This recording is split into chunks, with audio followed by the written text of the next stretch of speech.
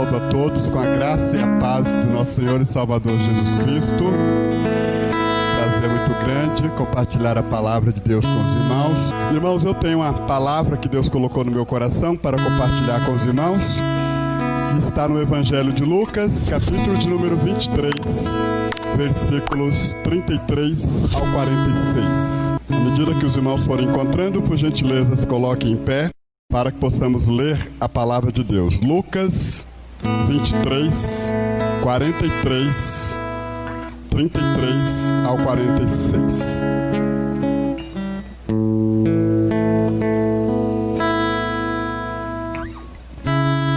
Diz assim: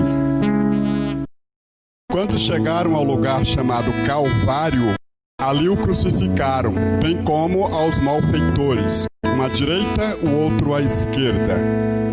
Contudo, Jesus dizia: Pai, perdoa-lhes, porque não sabem o que fazem. Então, repartindo as vestes dele, lançaram sortes. O povo estava ali e a tudo observava. Também as autoridades zombavam e diziam: Salvou os outros e a si mesmo se salve, se é de fato o Cristo de Deus, o escolhido.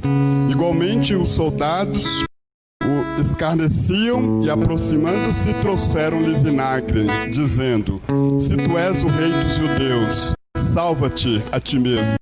Também sobre ele estava esta epígrafe em letras gregas, romanas e hebraicas: Este é o rei dos judeus. Um dos malfeitores crucificados blasfemava contra ele, dizendo: Não és tu o Cristo? Salva-te a ti mesmo e a nós também. Respondeu-lhe, porém, o outro, repreendeu-o, dizendo: Nem ao menos temes a Deus, estando sob igual sentença? Nós, na verdade, com justiça, porque recebemos o castigo que os nossos atos merecem, mas este nenhum mal fez. E acrescentou: Jesus, lembra-te de mim quando entrares no teu reino. Jesus lhe respondeu: Em verdade te digo que hoje estarás comigo no paraíso. Até o versículo 43, tá bom? Os irmãos podem se assentar. Irmãos, o tema que Deus colocou no meu coração para refletir com os irmãos é vitórias da cruz. Precisamos reconhecer neste momento o grande privilégio de estarmos aqui hoje à noite na primeira ceia do ano de 2021. Temos muito para agradecer. Vivemos um ano tenso em 2020, que nem o mais pessimista do planeta conseguiu imaginar um ano tão tenso quanto o ano de 2020. Foram milhares de vidas ceifadas prematuramente em todo o planeta, e nós temos o privilégio de estarmos aqui, privilégio dado pela cruz do Senhor. A cruz, antes da crucificação de Cristo, era o maior instrumento de maldição que espalhava maldição. A cruz, antes de Cristo ser crucificado, era um símbolo de sofrimento horrível, cruel e vergonhoso. A cruz, antes de Cristo ser crucificado, era um símbolo terrível. O condenado à cruz era obrigado a carregar o meio da sua própria destruição até o local onde ele seria crucificado. Quem morria na cruz sofria uma tortura lenta e morria devagar. Qualquer cidadão debaixo do domínio romano já viu a procissão, o cortejo acompanhando um condenado à cruz, andando pelas principais ruas da cidade rumo ao local em que ele seria crucificado. E quem já tinha visto isso, principalmente aí os seguidores de Cristo, os discípulos de Cristo, sabendo que o Mestre foi condenado a morrer na cruz, a sofrer a morte mais cruel e violenta, só isso trazia pânico, pavor e terror. Então essa lembrança de um condenado carregando a sua própria cruz, seguido pela multidão, também acompanhado de perto pelos soldados, enfrentando zombaria e humilhação, num clima que causava terror, causava pânico para todos, só de imaginar a cena. A morte de cruz era a pior morte que poderia imaginar. Alguns condenados à cruz agonizavam na cruz por 36 horas antes de morrer, mas geralmente não passava de 9 horas. Em apenas 6 horas, Jesus se bateu na cruz, olhou para o céu e disse: Pai, nas tuas mãos eu entrego o meu espírito. Inclinando a cabeça, morreu. Em apenas 6 horas. As dores da morte de cruz eram intensas, além das chicotadas com o azorrague romano, que dilacerava, que cortava, literalmente cortava o corpo do condenado, jogando pedaços de carne e sangue no ar. As artérias da cabeça e do estômago ficavam cheias de sangue, grossas de sangue. O sangue começava a escorrer pela cruz e formava uma grande poça diante da cruz. No caso de Cristo, tem um agravante, que foi colocada uma coroa de espinhos, com espinhos pontiagudos na cabeça dele. Esses espinhos perfuravam sua testa e o seu couro cabeludo, aumentando assim o sangramento, fazendo com que o sangue escorresse por todo o seu corpo. Quando uma vítima demorava muito para morrer, os pés, as pernas, eram despedaçadas com golpes de madeira ou de martelo, para que, se porventura não morresse na cruz, ele não teria como escapar. Não há notícia de nenhum personagem na história que escapou da cruz. Quem sobe na cruz, sobe para morrer. Quem sobe na cruz, só desce despedaçado. O próprio nome cruz era motivo de vergonha, de descaso, de desprezo, de culpa e de humilhação. Jamais houve tamanha maldição em um instrumento. Foi o imperador romano Cícero quem declarou que o nome cruz deveria ser excluído não somente do corpo, mas também da mente, dos olhos e da boca dos cidadãos romanos, para que alguém jamais pensasse na cruz, visse a cruz ou pronunciasse o nome cruz. Foi o imperador Constantino que acabou com a morte de cruz em 300 depois de Cristo, logo após a sua conversão. A morte de cruz era uma execução reservada aos criminosos mais cruéis no Império Romano. Quem sobe na cruz, sobe para descer despedaçado. Não tem outra alternativa, não tem outro caminho. O texto que nós lemos nesta noite fala da crucificação de Jesus. Para nós entendermos toda a história, nós temos que ler também os textos paralelos em Mateus, em Marcos e também em João. Nós lemos em Lucas. Mas eu vou evitar alguns detalhes para ganhar tempo. Daqui a pouco nós temos a celebração da ceia e eu quero ganhar tempo com os irmãos. O tema é Vitórias da Cruz e a grande pergunta é: como Jesus venceu a cruz? Nós só temos uma pessoa que venceu a cruz, é Jesus. Como Jesus conseguiu vencer a cruz? Como ele derrotou a cruz? Como foi que Jesus venceu na cruz do Calvário? É a grande pergunta hoje à noite. A vitória de Jesus na cruz não foi com força de super-herói quebrando a cruz. Não foi invocando os anjos do céu para que viessem ao seu socorro. Ele venceu a cruz não blasfemando de Deus na hora da tribulação e na hora da dificuldade. Ele venceu a cruz não odiando. Ele venceu a cruz não descendo ao nível da mediocridade dos seus conterrâneos. Como foi que Jesus venceu na cruz? Ele venceu na cruz debaixo de tremenda dor, sofrimento, e não abriu mão do seu relacionamento com Deus. Debaixo de tremenda dor, e ele não abriu mão do seu relacionamento com Deus. Como foi que Jesus venceu a cruz? Ele venceu na cruz sem deixar que a sua mente e o seu coração se tornassem ludibriados pelo encanto, pelo brilho do mundo, do aplauso, da riqueza, da fortuna e do poder que ele poderia conseguir sendo o Messias de Israel. Como ele venceu a cruz? Ele venceu a cruz sendo ele mesmo a imagem e semelhança de Deus. A perfeita imagem e semelhança do Deus vivo. A completa e perfeita imagem de Deus, ao ponto de Paulo dizer que nele habitava corporalmente toda a plenitude da divindade. Foi assim que ele venceu a cruz. Ele abriu mão de tudo isso para ser parecido comigo e com você. Para quê? Para quando nós passarmos pelas mesmas dores, pelo mesmo sofrimento, pela mesma circunstância que ele passou, nós possamos seguir o seu exemplo, o exemplo que ele deu. Ele não abriu mão do direito de filho. Nós possamos olhar para ele sem fechar o punho de blasfêmia contra Deus, com punhos fechados, em ódio diante de Deus, como ele venceu.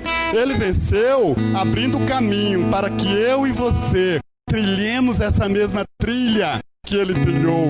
Andemos por esse mesmo caminho que ele andou. Vencer o diabo como ele venceu. Quais as vitórias da cruz? Na cruz, Cristo conquistou algumas vitórias para a minha vida e para a sua vida. Quais as vitórias da cruz? Primeira vitória, na cruz, Jesus derrotou o diabo. A cruz é a derrota do diabo. Aí você diz assim, pastor Carlos, como que Jesus venceu o diabo? Como é que ele põe os inimigos debaixo dos seus pés? Ele é a imagem exata daquilo que Deus é.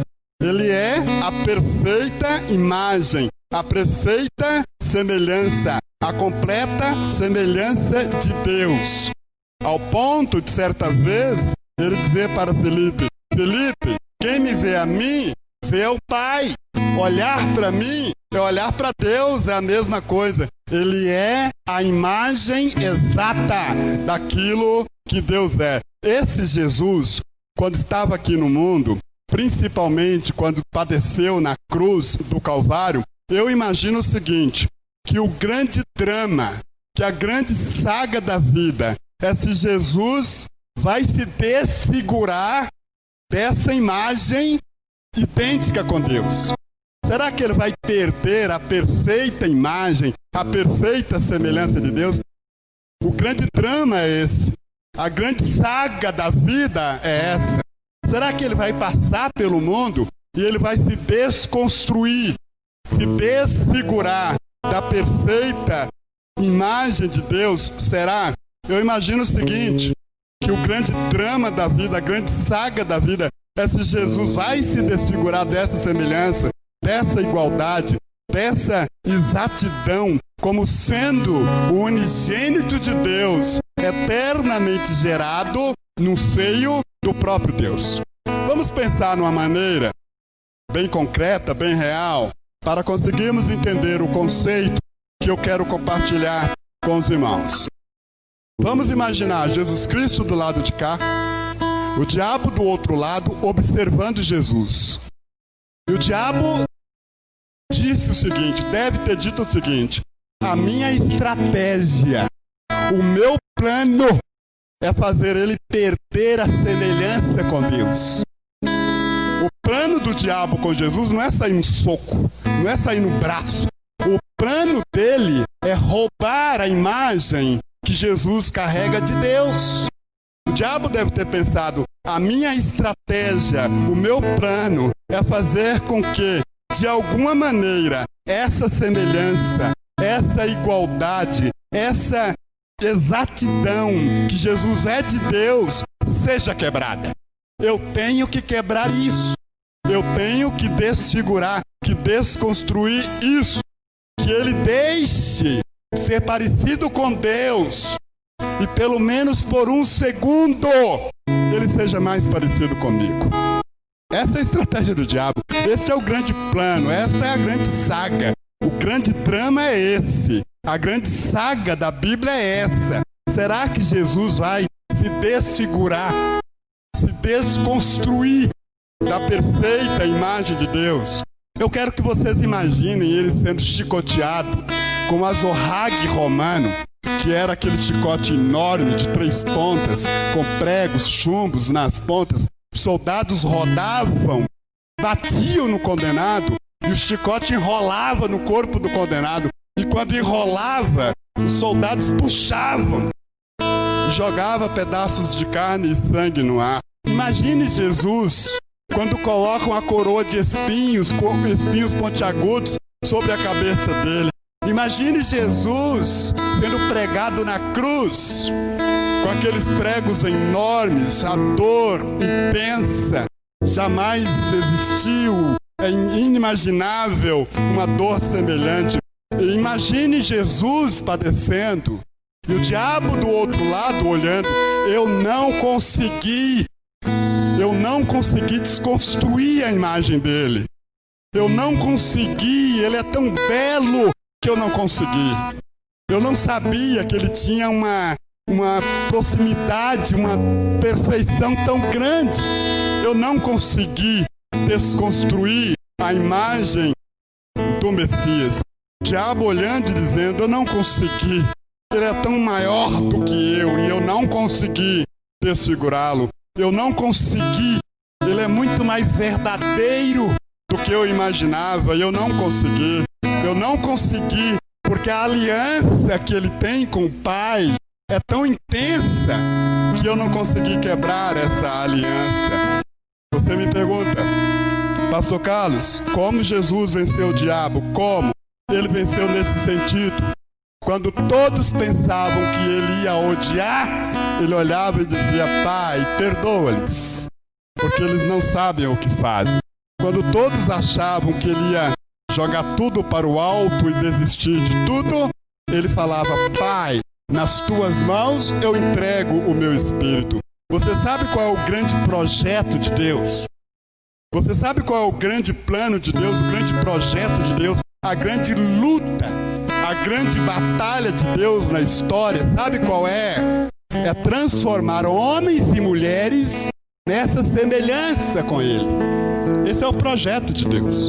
O projeto de Deus é transformar a minha e a sua vida numa semelhança tão intensa com Ele que ninguém consegue desfigurar essa imagem e essa semelhança. O projeto do cristianismo não é ensinar catecismo. Muitas igrejas por aí ensinando catecismo. O projeto não é esse. O projeto do cristianismo não é ensinar doutrina evangélica goela abaixo. Não é esse o projeto, está errado. O projeto do cristianismo é transformar a minha e a sua vida numa perfeição, numa perfeita imagem de Deus. Que as pessoas olhem para a minha vida e para a sua vida e vejam a imagem do próprio Deus. Por isso, há uma indagação que intriga muitas pessoas. Como Jesus é presa tão fácil da elite religiosa e política da Palestina daquela época e ao mesmo tempo ele é rei dos reis e senhor dos senhores? Como? Ele é preso tão fácil para alguns, mas ao mesmo tempo ele é o rei dos reis e senhor dos senhores. Sabe por quê? Porque o poder dele é poder do amor. O poder dele não é poder de armas. O poder de Jesus não é poder de torcer os braços e obrigar eu e você a fazer a vontade dele. O poder dele não é nos encurralar contra a parede e nos obrigar. Não é esse o poder. O poder dele é poder do amor. O poder de Jesus é poder do amor. Ele tem milhões de seguidores no mundo. Ele não torceu o braço de ninguém. Glória ele tocou no coração de todo mundo.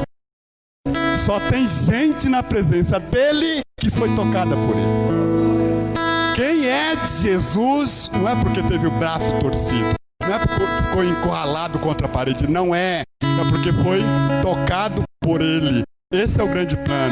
E ele deseja homens e mulheres, jovens e adultos, crianças, adolescentes, que sejam tocados por ele. Que ele possa tocar e essa pessoa deixe ele transformar a sua própria vida numa imagem e semelhança de Deus. Esse é o projeto.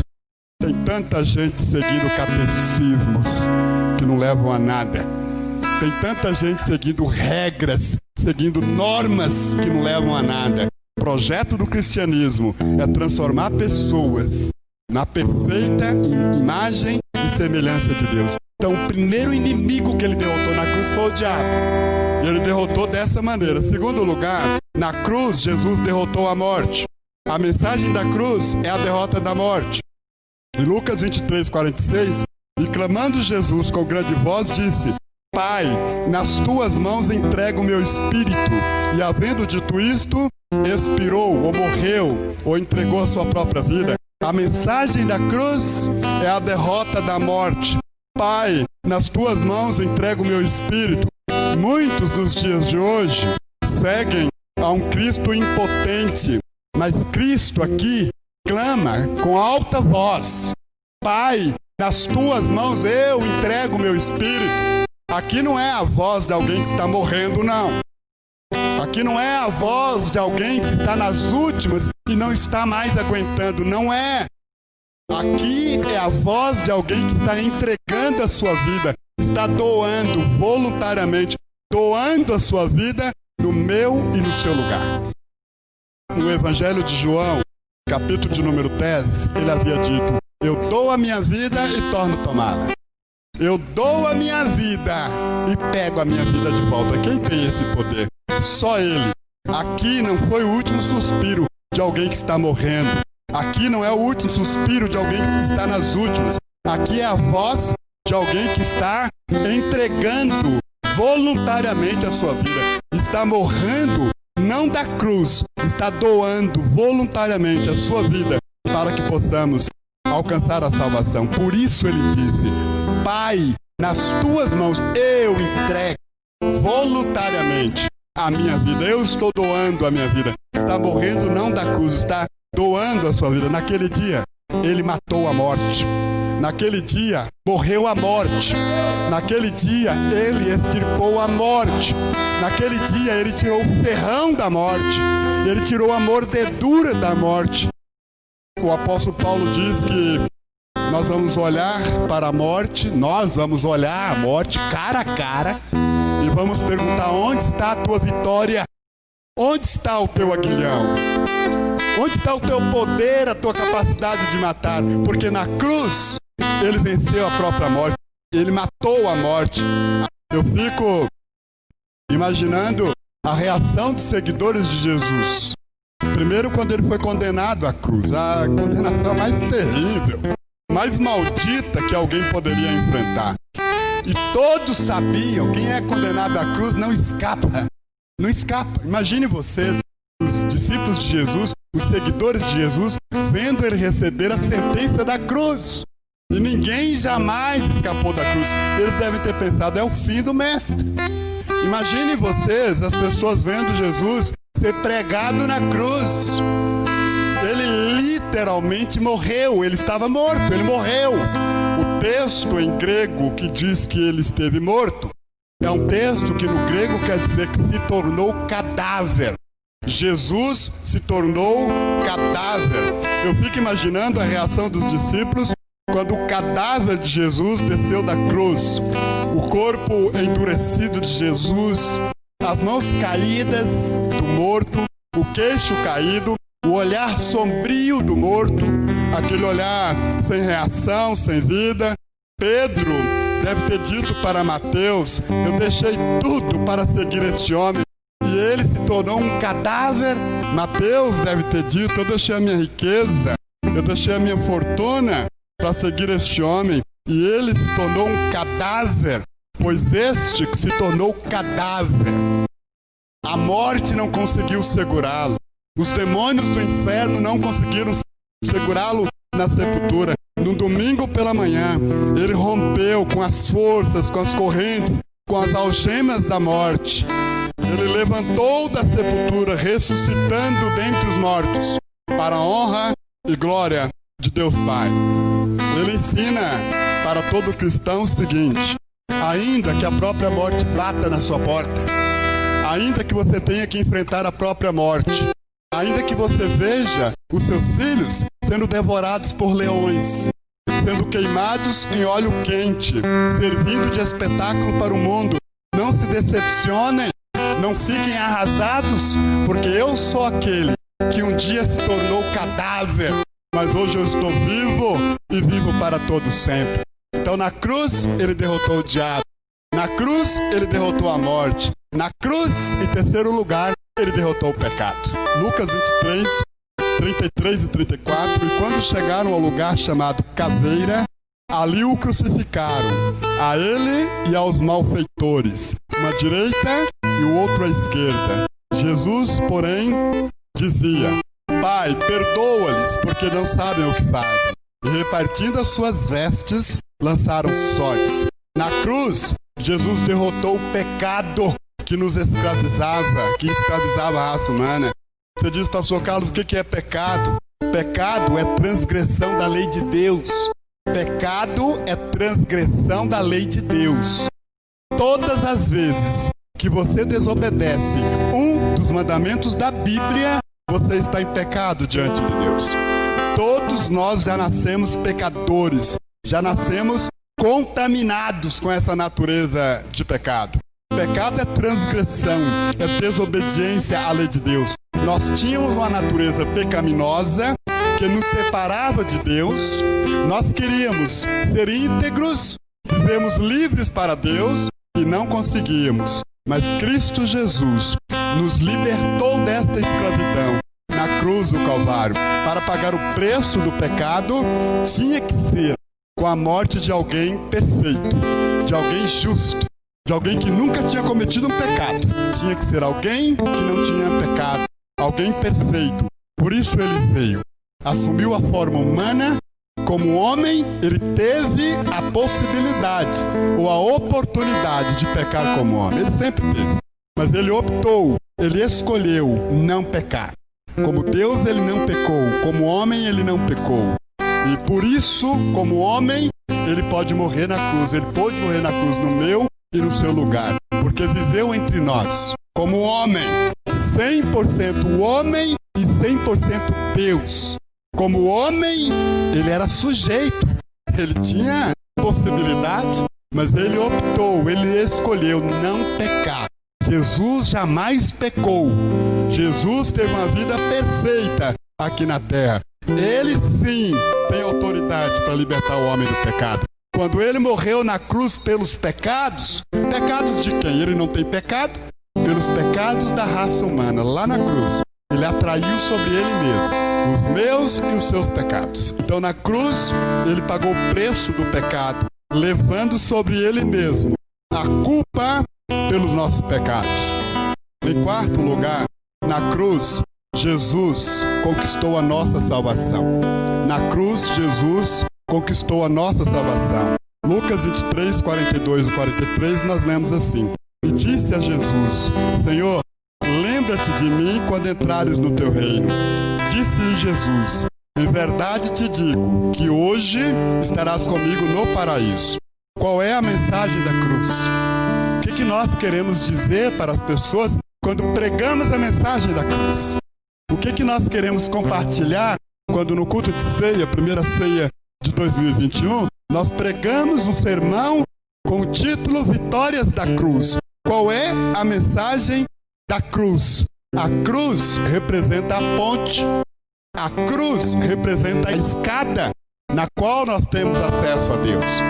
Qual é a mensagem da cruz? A cruz representa o meio de contato entre a criatura e o Criador. Só a cruz, só por meio da cruz, nós podemos ter acesso a Deus e contato com Deus.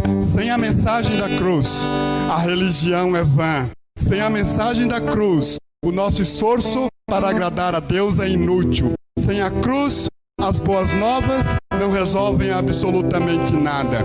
Sem a cruz, nosso louvor vira cantoria.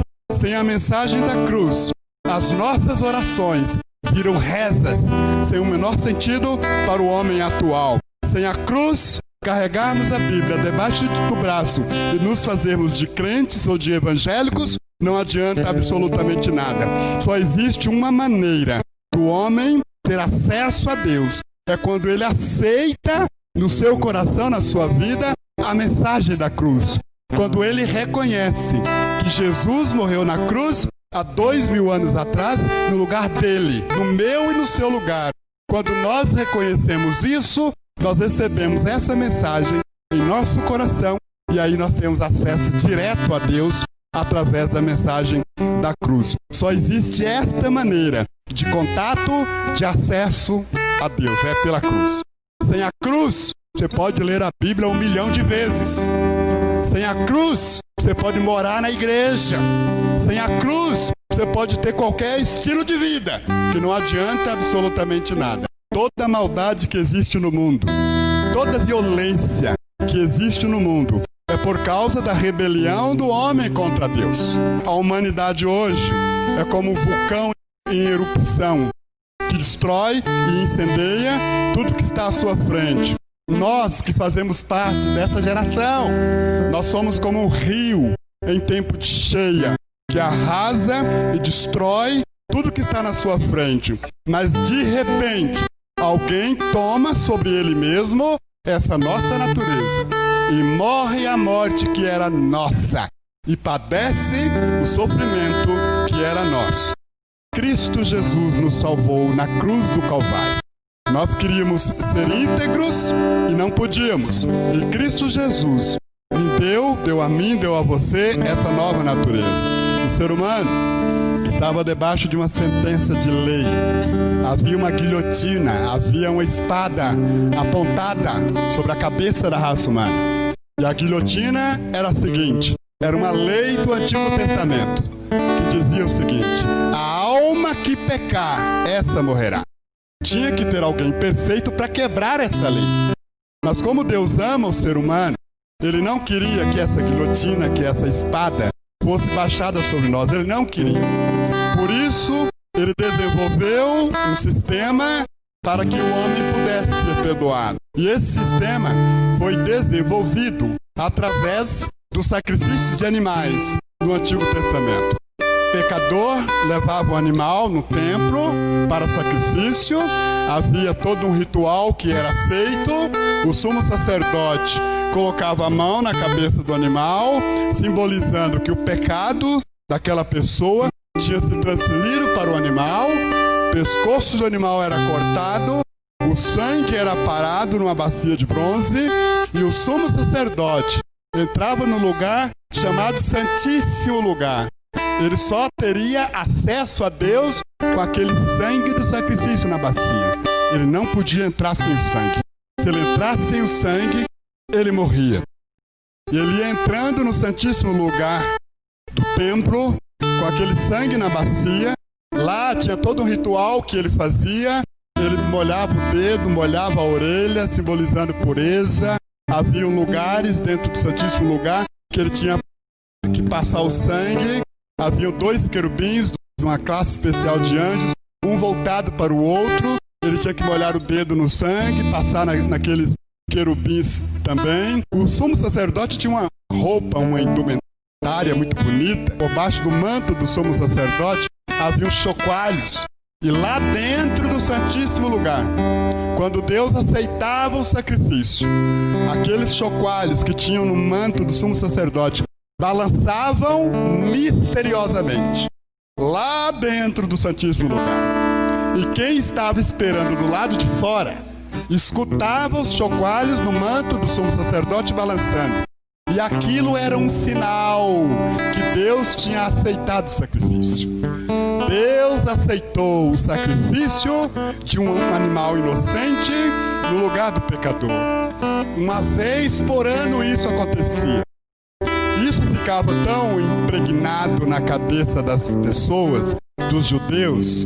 O judeu absorvia isso com tanta intensidade que certa vez João Batista estava batizando no Rio Jordão e ele olhou na ribanceira do rio.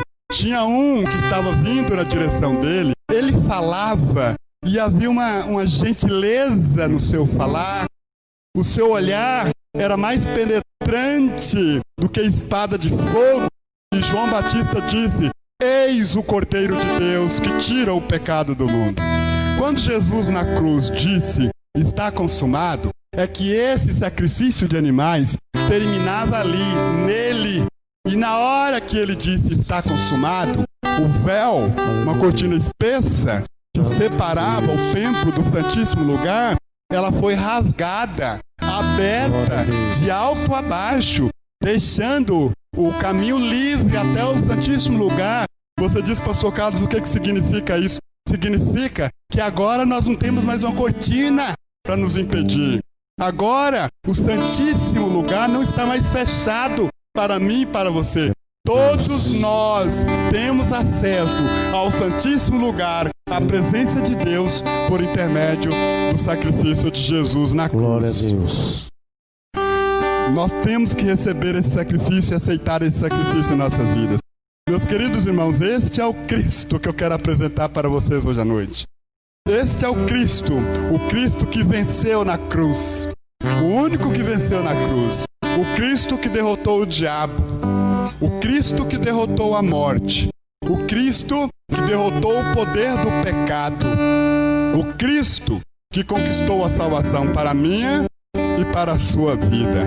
O Cristo que está pronto para atender todos aqueles que clamam pelo seu nome. É o Cristo que eu quero apresentar para ser o Rei e Senhor da sua vida eternamente.